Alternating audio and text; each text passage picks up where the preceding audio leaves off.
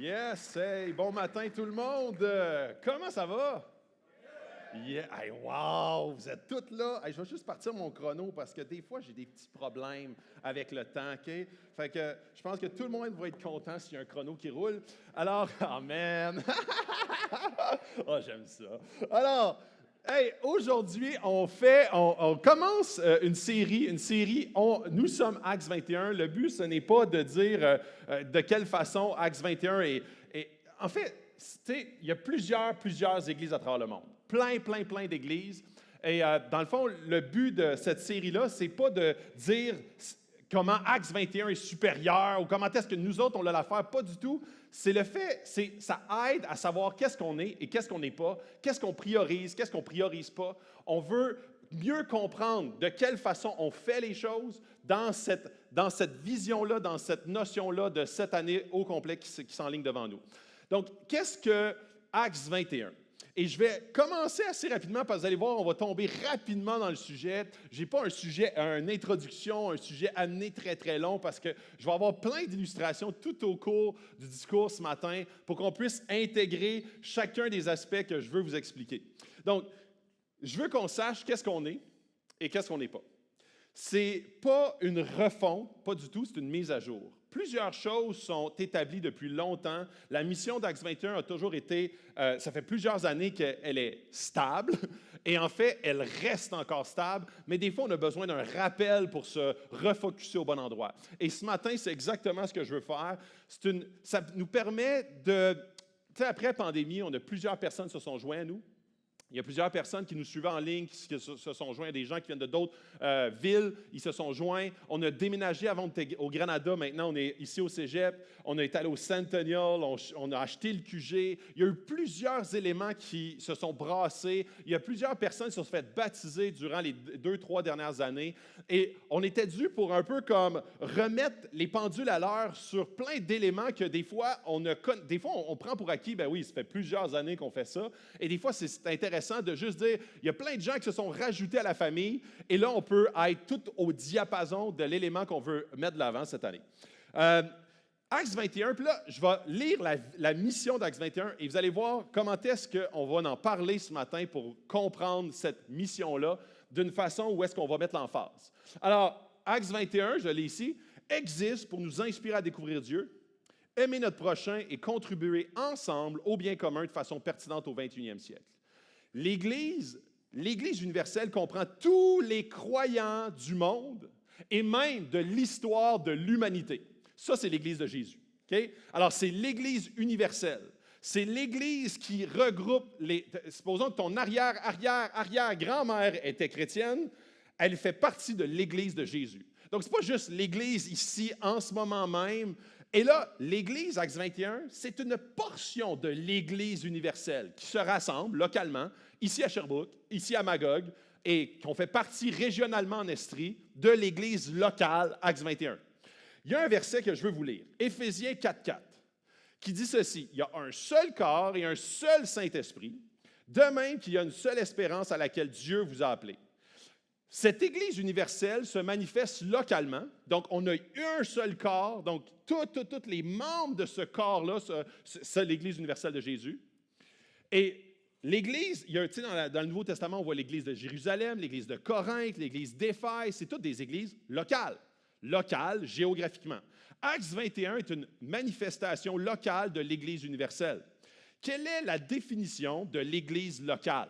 Et là, ce matin, là, je veux que vous me suiviez parce qu'il y en a qui vont... Il y a plein de débats à travers ce que je vais dire. Il y a peut-être des gens qui vont dire « Ah, moi, je suis plus ou moins d'accord. » Et c'est exactement pourquoi est-ce que je fais ce genre de prédication-là. Pour bien comprendre où on va ensemble, il faut comprendre qu'est-ce qu'on fait ensemble et avec quelle philosophie on l'accomplit. Alors, ça nous aide de comprendre justement comment s'aligner ensemble pour être convergents. Il y a plein d'églises qui font les choses de façon complètement différente. Et c'est des bonnes églises. Il y a d'autres églises qui font les choses de façon différente et c'est des mauvaises églises. Alors, il y a toutes sortes, c'est comme, j'aime donner cette image-là, c'est comme, vous savez, si tu vas aller au restaurant, tu as plein de choix dans la ville. Tous ces restaurants-là ont une seule même mission, nourrir les gens. Des fois, tu vas dans un restaurant et tu dis « Oh boy, catastrophe! » Tu as vu un petit souris sortir de la cuisine, tu as vu comme ton assiette qui bouge un peu tout seul, là, tu dis « Non, plus jamais! » Et il y a d'autres endroits que tu vas et tu dis « Wow! Wow! Ça me donne confiance dans l'être humain. » Et là, tu dis « Wow, c'est extraordinaire! Comment un cuisinier peut faire quelque chose d'aussi bon? » Et là, des fois, c'est des franchises. Des franchises, parce que là, tu t'en vas au McDo une place, puis je ne dis pas que c'est extraordinaire McDo, mais tu t'en vas une place, puis tu t'en vas dans un autre pays, et tu retrouves la même chose. Et là, malgré le parallèle boiteux, c'est un peu similaire. Acts 21, tu vas à Magog, tu vas à Sherbrooke, ça va être similaire. C'est comme une franchise d'église locale, et on a des principes qu'on prend dans la Bible et qu'on veut appliquer. Et il y a des éléments qu'on appelle dans la main fermée et dans la main ouverte. Dans la main fermée, on va mourir pour ça, et je vais vous parler de ces éléments qu'on va mourir pour ça. Et il y a des éléments dans la main ouverte. Dans la main ouverte, ça veut dire que ce n'est pas un obstacle à ce qu'on soit ensemble dans une même direction. Il y a des gens ici qui ont un rapport, qui ont des conceptions par rapport à la prière, par rapport au Saint-Esprit, par rapport aux œuvres dans la ville, qui sont différentes. Kumbaya, on est tous ensemble, unis quand même.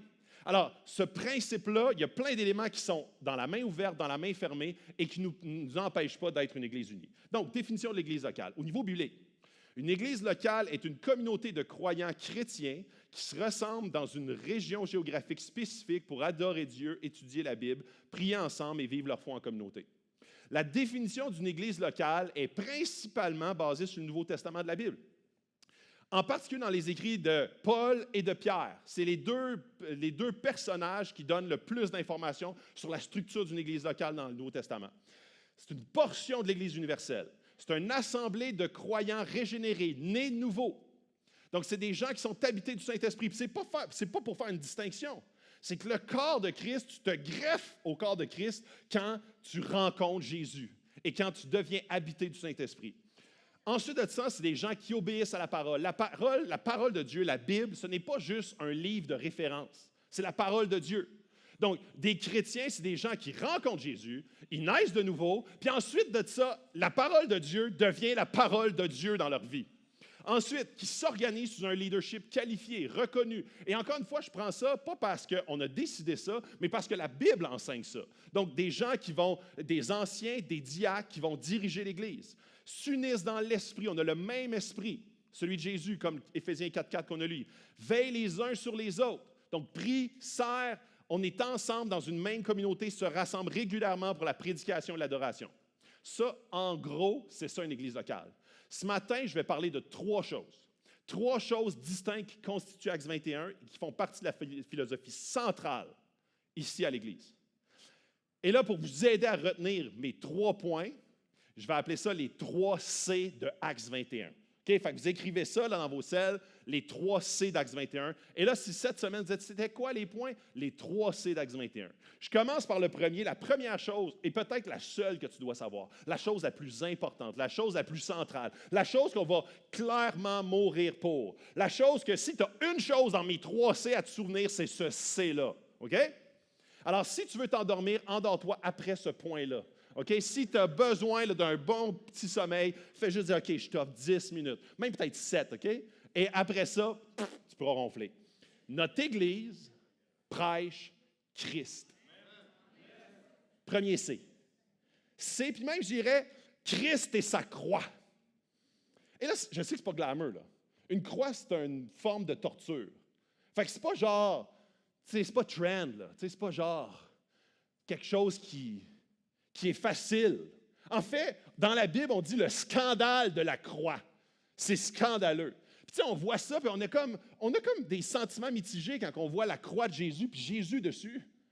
Souvent, on a peut-être des images de certaines blessures de l'Église, de certaines églises. On a peut-être des fois les blessures de certaines conceptions de Jésus. On a certaines blessures, même des fois, on dit, il me semble que c'est down, c'est triste. Il me semble qu'on a plein de bagages.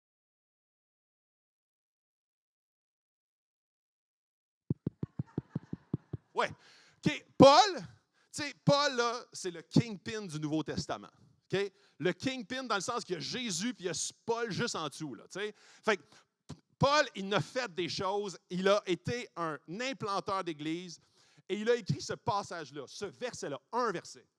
Il écrit dans Galates 6,14. « Quant à moi, Je ne veux me vanter que de la croix de notre Seigneur Jésus-Christ. Notre focus primaire, c'est la croix de Jésus-Christ. Il n'y a pas une autre affaire qu'on va se vanter que la croix de Jésus-Christ. Au cœur de notre identité en tant qu'Église se trouve un amour profond, inébranlable de la croix de Jésus-Christ. Tout ce que nous faisons, chaque décision que nous prenons en tant qu'Église doit être centrée sur Christ. Je ne dis pas qu'on le fait toujours parce qu'on est humain, mais on veut toujours revenir là. Si à un moment donné, vous voyez qu'on est en train de déroger de ça, vous pouvez venir me voir, me donner une claque dans la tête et dire, Phil, Jésus, yes. Parce que ça, c'est notre focus primaire et ça doit toujours être notre focus primaire. Nous ne devons jamais oublier que la croix de Christ est notre fondement, le fondement de notre salut et de notre foi. On se rassemble pour rien ici si Jésus n'est pas mort sur la croix. C'est là que la grâce et la rédemption ont été accomplies. C'est là que j'ai été sauvé et que tu as été sauvé. Dans chaque activité, chaque réunion, chaque département, demandons-nous la question, est-ce que cela met en avant la personne de Jésus? Si oui, gloire à Dieu. Sinon, on change notre façon de faire. That's it. Nous devons être des témoins vivants, mais témoins de quoi? De Jésus et de sa croix. Est-ce que cela reflète son amour, sa grâce dans tout ce qu'on fait? Nous devons être des témoins vivants de sa puissance transformatrice. Ce n'est pas nos programmes, ce n'est pas notre counseling qui transforme, c'est Jésus et sa croix par l'entremise de son esprit. La croix nous rappelle l'amour infini de Dieu pour nous et son désir de réconcilier le monde avec lui-même. Notre Église prêche la croix de Jésus, c'est notre fondement, c'est notre raison d'être. On veut parler de la croix, vivre en fonction de la croix tous les jours. On veut seulement se glorifier de ça. Pas dans notre assistance. S'il y a une chose qu'on veut se glorifier, ce n'est pas dans notre assistance, ce n'est pas le nombre de déménagements, ce n'est pas le fait qu'on a 100 jeunes à la jeunesse, ce n'est pas le fait qu'on a 2 campus, ce n'est pas le fait qu'on a un QG, on a un théâtre. Je suis en train de me vanter de façon indirecte. C'est tout ça, c'est de la boîte si Jésus, ce n'est pas notre centre. Une église peut fonctionner et être un échec lamentable. Quand je dis fonctionner, les églises peuvent avoir des milliers de personnes et ne pas focusser sur Jésus, c'est une église inutile. C'est une église qui ne voit pas qu'ils sont en train de ne pas nourrir les gens, même s'ils sont en train de cuisiner. Notre fierté n'est pas dans ce qu'on fait, mais dans ce qu'il a fait. Notre plus grand trésor est Jésus et ce qu'il a fait. La croix, c'est une méthode de torture et on veut le mettre de l'avant comme notre plus grande gloire. Le problème, on ne réalise pas l'ampleur de notre dette et la grâce de Jésus. Si tu t'en vas dans un casse-croûte et que là, le gars au casse-croûte, il est super fin, puis ça fait plusieurs fois que tu es un bon client, fait que là, tu lui dis, je te paierai ça de m'amener. Alors, tu achètes une barre de chocolat et là, tu as une dette de 2 piastres. Et moi, je passe après toi puis je dis, c'est un de mes chums, puis là, il dit, tu le connais-tu? Ça fait une couple de jours qu'il ne vient plus, puis là, je dis, OK, je vais payer sa dette. Là, quand toi, tu vas me revoir, tu vas dire, hey, merci, Phil. Tu as payé ma dette. Je dis, ouais. Et là, supposons un autre scénario. Tu as comme grimpé ta facture de cellulaire pendant 3-4 mois. Là. Puis là, tu as fait comme si elle n'existait pas, là, parce que tes finances ne vont pas super. Là, tu es rendu à 250$. Puis tu as fait des longues distances aux États-Unis. Tu es rendu à 450$. Et là, moi, je vois ça de manière dans tes papiers qui traînent sur le comptoir. Puis je dis, j'appelle TELUS. Puis je dis, m'a payé sa dette. Puis là, toi, tu te rends compte, zéro payé au mois prochain. Puis là, une année, tu me vois, puis là, tu me vois que c'est moi qui l'ai payé. Là, tu te dis, hey, merci, Phil! Je dis, de rien! Et là, un autre scénario. Supposons que tu as une maison, une belle maison que tu as achetée, mais elle est au-dessus de tes moyens, puis ça fait plusieurs années. Puis là, une année, il y a un monsieur qui vient sonner chez vous, et tu m'as appelé pour garder ton chien. Scénario comme un autre. Et là, je suis là, moi, je garde ton chien, et là, il y a un huissier qui cogne à ta porte et qui dit, si aujourd'hui, dans les 2 prochaines heures, tu ne payes pas l'hypothèque au complet de 350 000 $, je viens saisir cet après-midi et je la vends pour une fraction du prix à qui le veut bien pour rembourser une portion de ta dette. Puis il dit ça avec un peu d'irritation. Alors moi, je dis, ouh, OK. Et je t'aime beaucoup, tu sais. Fait que là, moi, Je fais sortir tous mes fonds de placement, mon REER, toute ma retraite. Je réhypothèque ma maison et je paye ta dette. Et là, toi, tu arrives. Et là, je dis, ouais, le huissier est passé. En fait, le huissier, tu le vois, tu le croises parce que tu reviens pour prendre soin de ton chien. Et là, tu le croises, puis là, l'huissier dit, c'est bon, c'est fait. Et là, tu me rencontres, puis là, tu dis, Phil, c'est toi qui as payé le 350 000 $? Je dis, oui. Quelle sera ta réaction? Hey, thanks, Phil.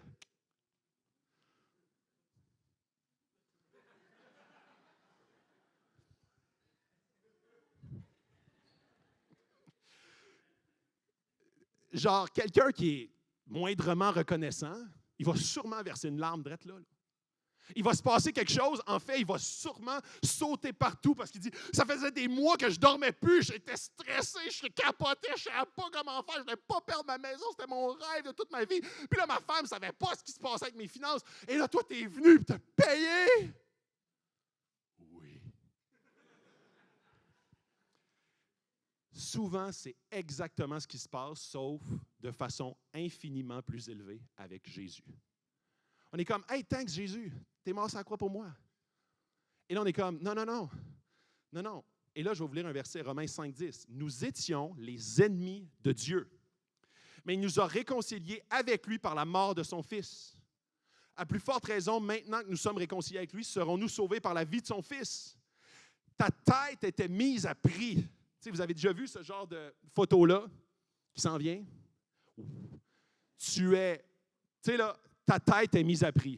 Et en bas, ce n'est pas genre une récompense de 100 $. C'est en fait, ta tête est mise à prix et la conséquence, c'est une vie éternelle coupée loin de la présence de Dieu. Et là, Jésus est arrivé et il a dit, ouais, celui-là, là, il est arrivé au bureau du shérif et il a dit, celui-là, j'ai payé sa dette. Il est libre. Avant, tu avais toujours peur de te faire pogner. Tu avais toujours peur de te faire ramener en prison. Tu avais toujours peur que quelqu'un te pogne. Ta tête était mise à prix. Ta vie sera dans la peur pour ne pas être éliminée. On sait qu'on a un problème avec Dieu. Et si tu ne le sais pas, je te l'annonce. Et Jésus a payé ta dette et ta caution. J'ai une seule prédication. La bonne nouvelle de Jésus. Une bonne prédication, ça commence avec Jésus, ça finit avec Jésus. On ne peut pas graduer de l'Évangile. Tu ne peux pas dire, ouais, j'ai appris cette théorie-là, là, c'est le cours 101. Là. Ouais, j'ai appris ça il y a quelques années là, quand je me suis fait baptiser. Maintenant, je suis ailleurs. Je suis plus dans les écoles avancées de théo, puis je veux en apprendre plus. Il n'y a rien d'autre à apprendre.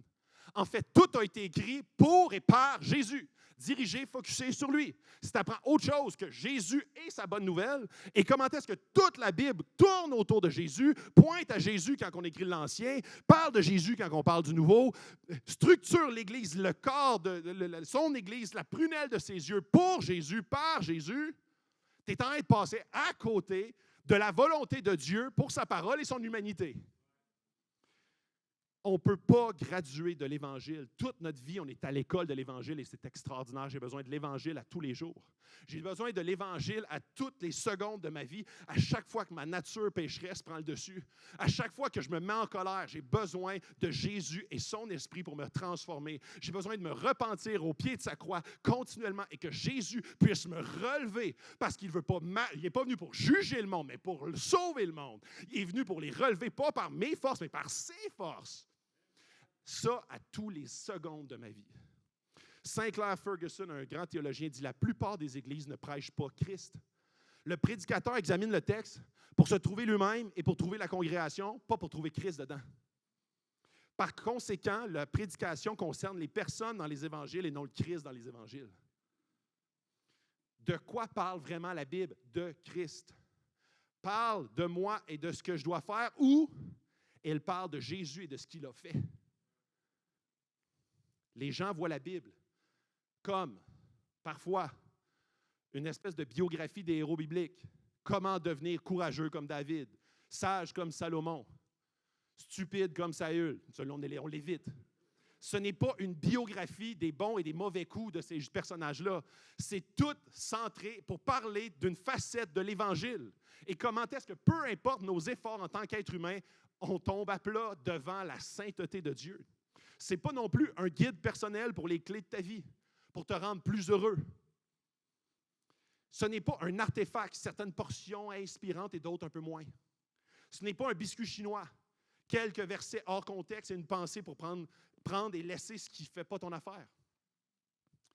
Ce n'est pas un ensemble de règles, ce n'est pas un ensemble de doctrines. Fondamentalement, la Bible est une bonne nouvelle. La bonne nouvelle de Jésus qui est venu prendre ma dette et qui l'a payée pour que je puisse avoir accès à Dieu. Ça, c'est la Bible. La Bible ne te dit pas de façon primaire quoi faire, mais te dit ce qui a été fait. Par la suite, en réponse à ça, en réponse que tu as payé mon hypothèque, je te le dis, je vais venir faire ton gazon. Par amour et par reconnaissance, je vais être redevable envers toi. Par amour et par reconnaissance, pas par culpabilité, par honte. Voyez-vous la nuance? Un monde de différence. Je vais aller chez vous avec un gros sourire, tailler tes headsets en automne, fermer ta piscine. Je vais être là comme, t'en as-tu 2 piscines? Il n'y en a pas de problème. Martin Luther dit, la croix de Christ traverse toutes les Écritures. Brian Chappell, là, je les mets en rafale, je ne veux jamais prêcher un message qui serait encore vrai si Jésus n'était pas mort sur la croix. Sinon, le message n'est pas bon. Pour les jeunes prédicateurs, si ton message peut être encore vrai, même si Jésus n'est pas venu, c'est un mauvais message. Ça peut être inspiré, mais ce n'est pas fondé sur Jésus, c'est un mauvais message. Tu n'es pas un prédicateur, mais un coach de vie. Ça peut être intéressant. Tu peux écouter ça sur TikTok et dire « Ah, bonne idée! » Mais ça ne peut pas être transformationnel. Souvent, on prend la croix comme une garantie prolongée, un optionnel à la vie chrétienne. Quelque chose qui est intéressant à ajouter, mais pas comme la chose qui transforme. Billy Graham s'est fait demander, un grand prédicateur, un évangéliste s'est fait demander qu'est-ce que le vieux Billy Graham dirait au jeune Billy Graham. Je prêcherai davantage sur la croix et l'œuvre de Jésus. C'est là qu'est la puissance. On ne peut pas trop prêcher la croix. Saint Augustin disait, si Jésus n'est pas valorisé du tout, jusqu'à ce qu'il soit valorisé par-dessus tout. Je répète, Jésus n'est pas valorisé du tout jusqu'à ce qu'il soit valorisé par-dessus tout. Ça, c'est le premier C. Tu peux t'endormir si tu veux. Tu as l'essentiel. Mais je te le dis, le deuxième point, c'est vraiment juste en dessous. En fait, c'est la volonté centrale de Jésus pour son Église. Et c'est le corps de Jésus. Le deuxième C. Actes, c'est une Église pour tout le monde. Pour les angoissés, les impurs, les pécheurs, pour les fatigués, les brisés, les malades, les stressés, les normales, les parents, les célibataires, les jeunes, les vieux, toutes les cultures du monde. Acts est pour tout le monde. Pour tout le monde. Acts n'est pas pour les parfaits qui se croient parfaits, mais pour les humains parfaits qui ont besoin d'un sauveur, Jésus. Acts est centré sur Jésus et par lui, nous sommes guéris. Romains 12:5. De même, bien que nous soyons nombreux, nous formons un seul corps dans l'union avec le Christ et nous sommes tous unis les uns aux autres. Fait que regardez autour de vous. Oui, je suis uni à toi, je suis uni à toi, je suis avec toi, oui. Même si ça ne te tente pas, c'est ça la vie. Comme les parties d'un même corps. Alors, si tu es le poignet, puis tu es ta main, puis tu tapes ses nerfs, le poignet, tu es là pareil. Il va toujours être à côté de toi. Et là, il continue, il dit, nous avons des dons différents à utiliser selon ce que Dieu a accordé gratuitement à chacun. Acts est le corps de Jésus. En tout cas, une partie du corps. L'analogie la plus fréquente pour parler de l'Église, le corps. 12 fois dans le Nouveau Testament, ça revient, le corps. Ce n'est pas juste une analogie. C'est vraiment une analogie qui est profonde. Donc, c'est une analogie atomique, extraordinaire. Et les éléments que je veux qu'on fasse ressortir de ce deuxième C-là, premièrement, Jésus, c'est la tête. Deuxièmement, l'Église est le corps composé de membres. Troisièmement, ça fonctionne dans la diversité, l'unité, la réciprocité. Je vais en parler plus loin. Et finalement, c'est une représentation et l'instrument central de Jésus dans le monde. Alors, je commence. Jésus est la tête. Colossiens 2, 19. Puis là, je sais que je vous rince avec des versets, vous les relirez chez vous. Puis si vous voulez mon PowerPoint de Preach, vous pouvez m'écrire sur la communauté, je vais vous l'envoyer. Moi, ce que je veux, c'est que vous compreniez l'ensemble. Puis après ça, cette année, on va passer à travers les différentes choses. On va avoir des séries sur Jésus, sur Jacques, qui parle beaucoup de l'Église également. On va avoir différents éléments qui mettent en lumière ces choses-là. Colossiens 2, 19. Il ne reste pas attaché au Christ qui est la tête. C'est pourtant grâce au Christ que le corps entier est nourri et bien uni par ses jointures et ses articulations, et qu'il grandit comme Dieu le veut. Vous savez, quand vous entendez, mes enfants, là, quand on est sur la route et qu'on entend une ambulance passer, ils capotent tout, puis là, ils checkent, puis là, au début, ils regardent où est-ce qu'elle est, puis là, il faut qu'on se tasse, puis là, il faut qu'on laisse la place. Mais après ça, quand elle passe, ils sont tous émus. Il y a une personne blessée dedans. Il y a une personne qui a besoin d'aide. Et vous savez qu'un ambulancier ne peut pas déclarer une personne morte. Il ne peut pas. C'est juste un médecin qui peut faire ça. Alors, même si la personne là, est froide, là, ça fait, 12 heures qu'elle est morte. Il ne peut pas dire qu'elle est morte. Il l'embarque, puis on s'en va à l'hôpital. Ou des fois, ils vont appeler quand il y a un cas de mort évident. Et là, je ne suis pas dans un film d'horreur matin, là, mais vous allez comprendre le parallèle. Quand il y a décapitation, ça veut dire que la tête n'est plus attachée au corps.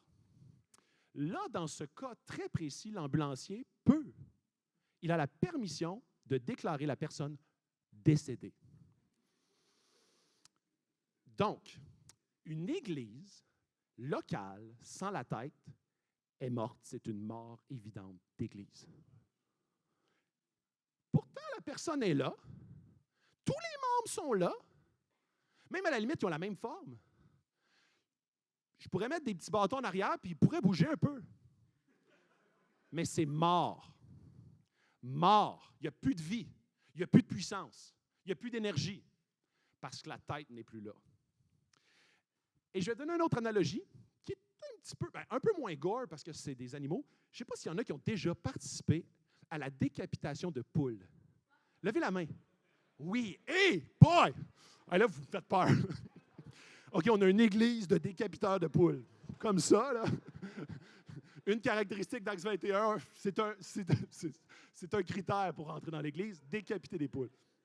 Donc, le point, je ne vous juge pas en passant. Vous allez comprendre ce que je veux dire. Quand tu décapites une poule, elle continue à marcher. Des fois même, elle bouge encore plus. On pourrait en tant qu'Église être des poules pas de tête. S'animer comme ça, faire plein d'affaires, mais pas de tête. C'est inutile et ça va crever. Ça va crever. Ça ne donne rien. Ça bouge, ça crie. Ben, ça crie pas, là, mais ça a l'air vivant. Si là, j'avais juste une photo, puis je prenais une photo, puis là, je faisais abstraction que la tête, et puis là, je dirais « Wow, c'est en vie, ça? » Non. Jésus est la vie de Acts. Jésus est le boss de Acts. La tête en grec veut dire chef. Jésus est l'autorité suprême. Les pasteurs ne sont pas les propriétaires de l'Église. Jésus, c'est son Église. Je bâtirai mon Église et non votre Église. Personne n'est plus important que Jésus. Personne. On a une haute vision de l'Église locale, pas à cause du corps, mais à cause de la tête. Jésus aime son Église, il en est la tête. C'est la raison pour qu'on aime aussi son Église. Jésus est la tête de ma vie, mais je n'aime pas l'Église, ça ne se peut pas. Tu ne peux pas dire, j'aime la tête, mais je n'aime pas le corps. Ça ne se peut pas. Ce n'est pas biblique. Et là, je vous donne un conseil. Je vais aller dans cette section aussi, des jeunes. Il y en a-tu qui aspirent, puis là, je sais qu'il y en a d'autres aussi, là, mais je parle aux jeunes, là, OK? Vous pouvez écouter, là, mais je parle à eux. Il y en a-tu qui aimeraient, ceux qui ne sont pas en couple, fréquenter un jour? Yeah! Il y a un gars qui veut fréquenter un jour. Non, je le sais, ils ne lèvent pas la main, mais ils veulent tous fréquenter un jour. OK? Alors, je te mets au défi, mais pas vraiment au défi, mais tu vas comprendre. Si tu vas voir une fille ou un gars, puis tu dis « J'aime ta tête, mais pas ton corps. » Je te garantis que tu ne fréquenteras jamais. Ou à l'inverse, tu vas dire « J'aime ton corps, mais pas ta tête. » Et là, le parallèle est très fort. Il y a des gens qui disent « Moi, j'aime la communauté. » Mais Jésus, je trouve que c'est vieux jeu, la croix, puis tout, c'est gore. Puis non. J'aime le corps, mais j'aime pas la tête. Non, ça ne marche pas en amour, ça ne marche pas de façon biblique. Et si tu dis l'inverse, j'aime Jésus, moi j'aime Jésus, j'ai une relation avec Jésus, mais je n'aime pas son corps, ça ne se peut pas et ce n'est pas selon son plan. Alors, des fois, c'est plus confortable, mais ce n'est pas biblique et ce n'est pas utile pour ta transformation. Lorsque tu aimes Jésus, tu aimes son corps. Je ne dis pas que c'est facile. C'est un outil extrêmement puissant entre les mains de Jésus pour son Église. Ce n'est pas facile, mais c'est son plan. Pourquoi les gens délaissent l'Église? À cause de blessures. Parfois, on est teinté par nos blessures, blessés par l'Église, par des gens dans l'Église, par le leadership de l'Église, par peu importe quoi. La culture, une culture d'individualisme. Je n'ai pas besoin des autres. Est-ce que ça vient m'apporter? Si ça ne vient pas m'apporter, je ne vais plus. Je prends mon accès en ligne. J'ai accès à plein de prédicateurs à travers le monde. J'ai juste accès à du contenu, mais pas au corps. J'ai ma croyance, ma religion, ma spiritualité, ça me challenge trop d'être en communauté. Donc, et ça, c'est une citation de Gaétan Brassard, un pasteur de l'Église de Portail. Il dit « Ta conception de l'Église ne doit pas être façonnée par les blessures, ni par la culture, mais par l'Écriture. » On ne veut pas être dicté dans ce qui est confortable. On ne veut pas être dicté dans ce qui fait notre affaire à court terme. On veut être dicté par le plan de Dieu, communiqué dans sa parole, par la puissance de Jésus centrée sur la croix. Souvent par confort et autres priorités. J'ai une vie occupée, j'ai d'autres choses à faire, j'ai juste 2 jours dans mon week-end. L'Église est un corps qu'il faut s'attacher. Sinon, tu meurs progressivement. Parfois, on voit l'Église comme un endroit où l'on peut consommer des produits spirituels. Preach, des amis, baptême, communion, louange, foi pour mes enfants, mais on n'est pas attaché au corps. C'est comme si tu me disais, je suis marié, mais quand je vais à l'international, je m'en vais, je ne sais pas, coucher dans des hôtels, je travaille là-bas, et quand je reviens chez nous, je retourne à l'hôtel. On est marié, et c'est vrai, tu es encore marié. Mais ton couple, je peux te garantir qu'il n'est pas en santé. Quand tu ne veux pas être en connexion avec ton épouse ou ton mari, tu es encore marié. Tu es encore chrétien, mais tu es détaché du corps. Dans Matthieu 27, il dit « Faites de toutes les nations des consommateurs. » Non, il dit « Faites de toutes les nations des disciples. » Des disciples de qui? De Jésus, pas de l'Église. Mais qui vont à l'Église, qui est son corps, qui est le plan de Jésus. Donc, on veut à l'Église être tous des disciples de Jésus, centrés sur Jésus, focus sur Jésus. Mais c'est son corps qui, ensemble, on se prend la main et on est dit « Oh, notre focus, notre direction, c'est Jésus. » Ça va être pas facile. Des fois, ses mains sont moites. Des fois, il me serre trop fort. Des fois, il me trop mou. Mais c'est ça, son plan. On avance ensemble. Notre but est de former des disciples et non des consommateurs. L'Église biblique, c'est drôle parce que dans l'Église biblique, un chrétien non baptisé n'existe pas dans la Bible. Les deux vont ensemble. Un chrétien baptisé devient membre du corps de Christ, donc membre de l'Église. Ça n'existe pas dans la Bible un chrétien qui devient chrétien, mais qui ne veut pas s'attacher à l'Église. Ça n'existe pas, on ne le voit pas, jamais. Ça n'arrive pas. Il se joint à l'Église de Jérusalem, à l'Église d'Éphèse. Il se joint au corps. Pourquoi? Parce que c'est la volonté de Jésus pour son Église. Des fois, il se rassemblait dans des groupuscules, des maisons, mais il se rassemblait avec du monde. Comment tu fais? Puis même Jésus, presque tous les commandements à l'Église, c'est au vous. Il parle à une collectivité, une communauté, parce qu'il ne s'adresse pas à un chrétien dans son sous-sol. Je t'ai rencontré, Jésus, mais ton corps, je ne l'aime pas. Nous voulons façonner notre Église selon la Bible. Souvent, on voit le membership comme un Costco, une coopérative, donnant-donnant. Souvent, les membres sont vus comme une élite spirituelle. Atteins un certain niveau et tu vas devenir membre. On baptise par grâce, mais on accepte les membres par engagement. Et ce n'est pas biblique. Ce qui est biblique, c'est tu te convertis, tu te fais baptiser et tu t'attaches au corps. C'est comme ça. Fait que c'est une conversion. Le problème, on a une distorsion sur notre vision du membership par rapport à ce que l'on est membre de plusieurs organisations pour obtenir des privilèges. Mais en fait, c'est un privilège de devenir membre. Tu rentres dans le corps de Jésus avec une tête qui est le sauveur du monde. La vision biblique du membership, lorsque tu donnes ta vie à Jésus, tu deviens membre du corps de Christ. Le corps, différent, mais ensemble pour faire un tout. Tout le monde peut faire partie du corps de Christ. 2 conditions, être né de nouveau et être baptisé. Au niveau biblique, là, je parle. C'est comme si on te coupait un doigt et tu le laissais sur le comptoir. Après un certain temps, je suis dans les images un peu gore, je suis désolé, là, mais on le comprend mieux, ça nous reste dans l'idée. Le doigt, après quelques jours, va devenir noir, puis il va commencer à sentir. Puis là, après ça, tu dis, hey, je ne sais pas pourquoi j'ai oublié ça. Puis là, tu pognes ton doigt, puis tu vas en voir à l'hôpital, puis tu dis, hey, j'aimerais ça que tu le remettes. Puis là, il dit, non, on ne remettra pas ça, parce que ton doigt mort va faire mourir le restant du corps. Et c'est exactement une église locale. Et là, je ne suis pas je suis pas en train de dire quelque chose de discriminant.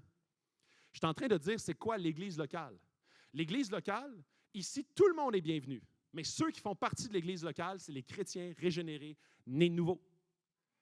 Parce que tu ne peux pas greffer. Puis quand je dis ce qui est mort, je ne suis pas en train de juger. Mais tu es soit régénéré, né nouveau, tu appartiens au corps de Christ, ou tu n'es pas régénéré, tu appartiens au monde des ténèbres. Et je suis en train de dire quelque chose qui n'est vraiment pas comme facile à dire, trend, mais c'est la réalité. Donc, si je dis, hey, dans notre église, là, peu importe, il n'y aura pas trop de doctrine tranchante parce qu'on veut que tout le monde soit très, très confortable. Il y a des choses que je vais dire, comme le scandale de la croix, qui vont être très inconfortables. Et la raison pour ça, c'est que ce n'est pas biblique de dire, tu es un doigt mort, je vais le greffer au corps de Christ qui est vivant. En fait, je vais te prêcher Christ à quel point tu en as besoin, et j'en ai besoin à tous les jours, particulièrement quand je me convertis, je le rencontre. Et là, c'est une nouvelle vie. Et là, je suis comme, wow, mon doigt, il était mort, il est revenu à la vie, et maintenant, boum! Un doigt coupé, mais dans le congélateur. Si tu dis, OK, mon doigt, je vais le couper, involontairement, puis là, tu dis, je vais le mettre dans le congélateur, je vais checker ça plus tard. Et là, 1 an plus tard, tu vas à l'hôpital, tu dis, pouvez-vous le recoudre, s'il vous plaît?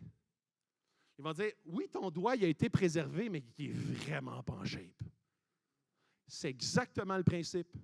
Quand tu es né de nouveau, et là, tu dis, à l'église, pas pour moi, je vais aller dans le congélateur.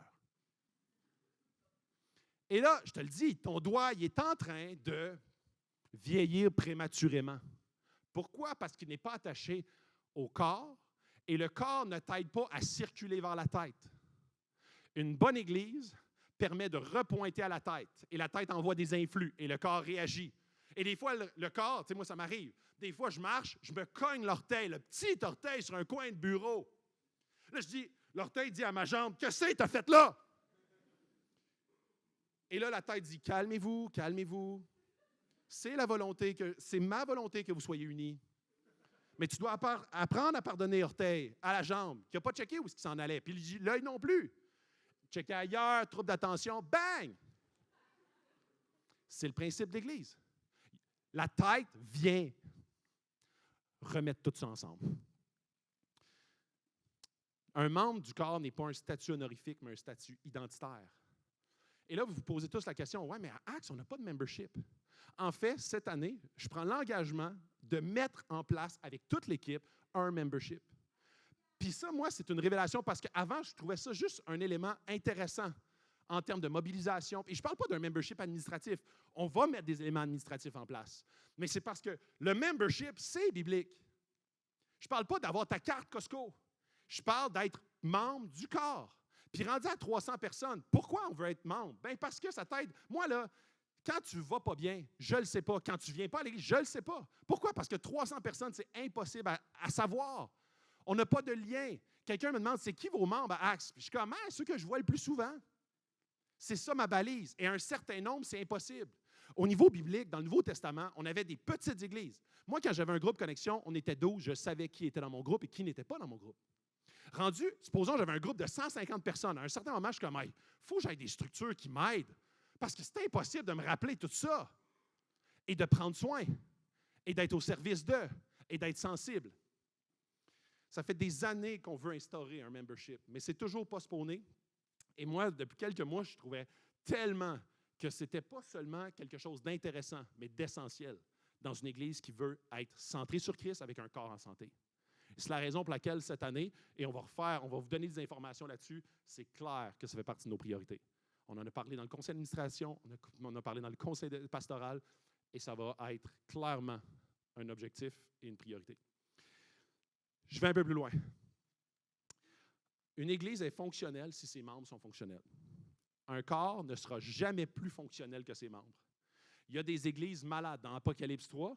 Il y a des églises malades, sclérosées, mortes même. Tu parais en vie, mais tu es morte dans Apocalypse 3. On doit s'assurer qu'on est un corps fonctionnel, régénéré par la grâce de Dieu à tous les jours. Sinon, on devient rapidement un Frankenstein. Plein de morceaux morts greffés ensemble. Et c'est très difficile d'être coordonné, très difficile d'être animé par la tête. Lorsque dans l'Église, on ne fait aucune distinction, puis là, encore une fois, je ne suis pas en train d'être discriminant. Je suis en train d'être scandaleux. Parce que la croix, c'est scandaleux. Le salut, c'est scandaleux. Lorsque dans l'Église, on ne fait aucune distinction entre le chrétien régénéré et le non-chrétien non régénéré, l'Église devient un monstre, édulcoré, tentant par tous les moyens de mobiliser sans puissance. Mobiliser de façon humaine, sans puissance et sans unité divine par son esprit. Un bout est animé de l'esprit, l'autre bout n'est pas animé de l'esprit. On essaie de craquer. Il y en a qui sont comme « Wow, l'esprit me parle », l'autre c'est comme « Ah, c'était pas assez inspirant matin ». Ce n'est pas nos paroles qui veulent être inspirantes, c'est la croix de Jésus animée par son esprit. Et nous autres, on est juste des canaux verts. L'Église devient incapable de prêcher la bonne nouvelle parce qu'on ne sait pas pourquoi c'est une mauvaise de ne pas connaître Christ. Et de la même façon que la bonne nouvelle devient une bonne nouvelle quand tu connais la mauvaise, il faut être scandaleux pour dire la vérité. La tête n'est pas Christ, alors ce n'est pas coordonné. Dans certaines églises, on ne prêche pas Christ comme étant la tête, on ne prêche pas Christ et la croix qui est scandaleuse, alors ça devient un groupe social. Non dirigé par l'Esprit, pas transformé. Les chrétiens ne sont pas parfaits, ils sont loin d'être parfaits. Extrêmement loin. Mais une Église centrée sur Christ se laissera émonder pour parvenir à la stature de Christ par sa grâce dans l'éternité. Tout le monde est bienvenu à Acts, mais tous sont invités à découvrir Jésus en premier. Sinon, tout cela est inutile. Qu'est-ce qui rend un corps fonctionnel au niveau biblique? L'unité. On croit que l'unité est une notion primordiale, essentielle, ultime du plan de Dieu. Ce n'est pas juste une suggestion, c'est impératif. Mais c'est facile d'être uni quand il y a peu de diversité. C'est pour ça que dans 1 Corinthiens 12, 7, Dieu veut une diversité dans le corps. On ne veut pas 18 oreilles dans le corps, intentionnel dans la diversité. C'est quoi la diversité? Génération, les âges. Moi, je trouve ça capotant, tripant de voir des personnes âgées, de voir des jeunes, de voir des gens à Acts Mini, de voir des gens de tous les âges. J'aime ça voir des gens de toutes les cultures. J'aime ça voir des gens qui viennent de l'Afrique, qui viennent de l'Amérique latine, qui viennent du Québec, mais qui ont émigré ça fait pas longtemps. J'aime ça. J'aime ça voir une église qui n'est pas blanche, qui n'est pas noire, qui est caramel. C'est bon le caramel. Alors, c'est une église qui n'est pas ethnique. C'est une église multi-ethnique. Parce que ça fait partie du plan de Dieu. C'est plus difficile, mais c'est la volonté de Dieu. La crème glacée napolitaine. Un groupe, mais bien brassé. Je sais que ce n'est plus à la mode, mais c'est exactement le modèle de l'Église de Jésus. La valeur d'une Église multiethnique, la richesse de cultures différentes qui se côtoient, animées par un seul et même esprit, celui de Jésus. Comment est-ce possible d'être différents et unis? Parce que le focus, la base, la doctrine prioritaire n'est pas notre position de la fin des temps. Ce n'est pas notre position au Saint-Esprit. Ce n'est pas la perception de la louange, de la prière, mais c'est Jésus seul.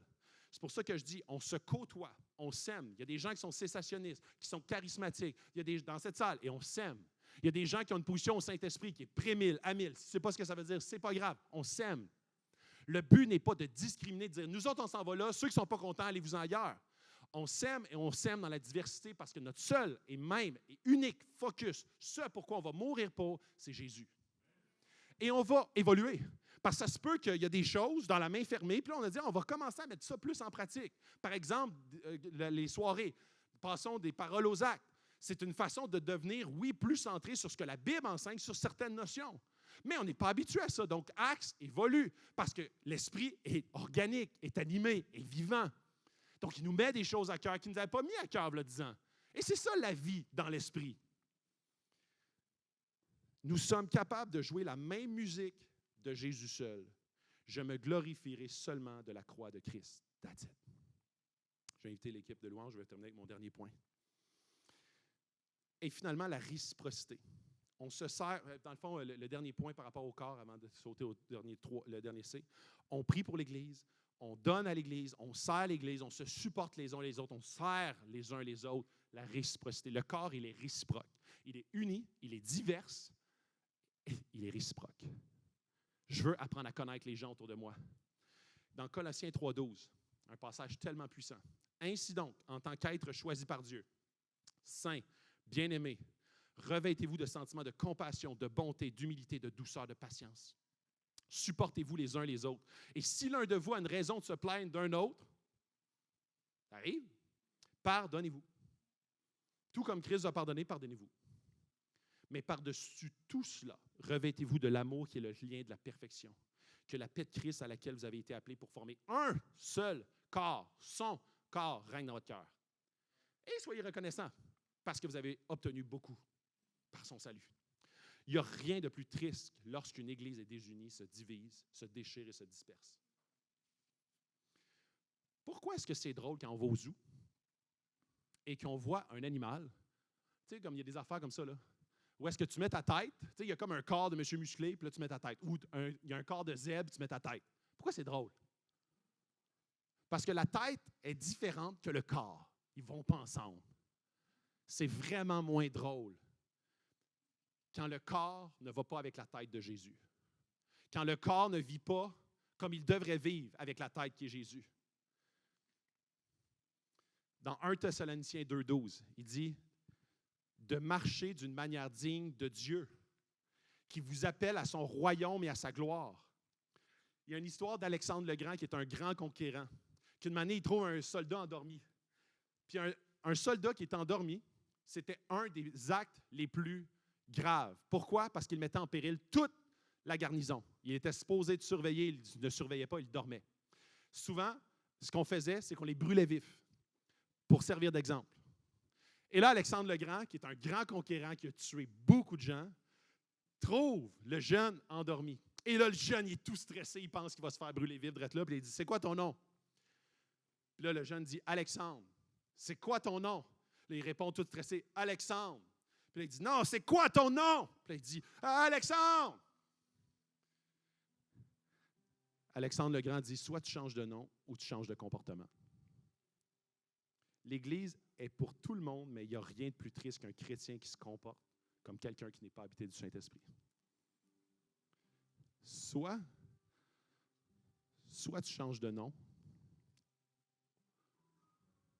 soit tu changes de nom ou tu changes de comportement. Nous sommes le corps de Jésus sur la terre. Les seuls membres de Jésus que le monde verra, c'est l'Église. Nous sommes les pieds qui vont annoncer l'Évangile. Nous sommes les mains pour serrer les gens. Nous sommes l'oreille pour écouter. Nous sommes la bouche pour parler, annoncer l'Évangile. La seule image, les seuls membres qui personnifient Jésus sur la terre, c'est son Église. Et finalement, le dernier C, je vais aller très vite, c'est le cœur de Jésus. On veut avoir le cœur de Jésus. Dans 2 Corinthiens 5,14, il est dit, « En effet, l'amour du Christ nous presse, nous qui avons la certitude qu'un seul est mort pour tous et que tous ont part à sa mort. » Mère Teresa prenait soin d'un lépreux et la journaliste qui était à côté d'elle, qui faisait un reportage, dit « Oh, je ne sais pas comment vous faites, parce que moi, pour $1 million, je ne le ferais même pas, de panser les plaies du lépreux. » Et Mère Teresa répond, « Moi non plus.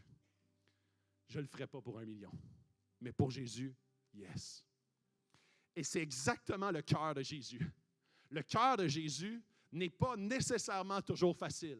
Mais on est tellement animé par reconnaissance de ce qu'il a fait pour nous que par amour, on veut se mettre en action. Jésus dit, « Je suis doux et humble de cœur. » Jésus fut ému de compassion. Il voyait les gens le suivre. Il était complètement transporté par sa compassion. Dans Jean 11, 35, Jésus pleura, mais Jésus ne pleura pas à chaudes larmes parce qu'il était en deuil de son ami Lazare. Il était on dit là, pleurer, il était angoissé. Il était en colère contre la destruction du péché et du mal. Il voyait comment est-ce que le péché détruit l'être humain. Il détruit la vie de son ami Lazare. Et il avait une rage. C'est ça, c'est le terme original, pleurer. Ce n'était pas juste pleurer. Jésus est venu justement pour racheter la destruction de la mort. Dans Hébreux 4,15, nous n'avons pas un grand prêtre incapable de souffrir avec nous de nos faiblesses. Jésus, il est compassionnel. Et Jésus, c'est notre focus, donc on veut avoir son cœur. On veut que son cœur batte en nous. Spurgeon, un grand prédicateur, dit « Toute sa nature était agitée, émue de compassion pour les souffrants qui entouraient Jésus. » Dans le livre « Doux et humble de cœur », un excellent livre de Dane Ortlund, par son esprit, je l'ai ici, par son esprit, le propre cœur de Christ enveloppe son peuple. C'est nous son peuple. Donc son cœur nous enveloppe d'une étreinte plus proche, plus intime que n'importe quelle étreinte physique ne pourra jamais atteindre. Ses actions sur terre reflétaient son cœur. Le même cœur agit de la même manière envers nous, car nous sommes maintenant son corps. Si notre Église est le corps de Jésus, alors on sera aussi son cœur pour se mettre en action, basé sur la même motivation que Jésus.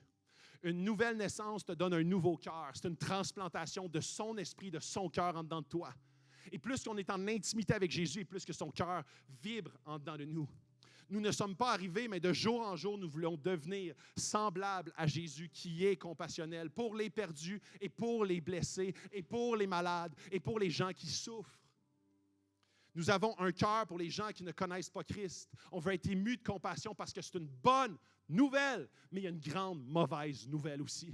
Quand tu ne connais pas Christ, tu as une éternité coupée de la présence de Dieu. Tous au péché sont privés de la gloire de Dieu, dit Romains 3, 23.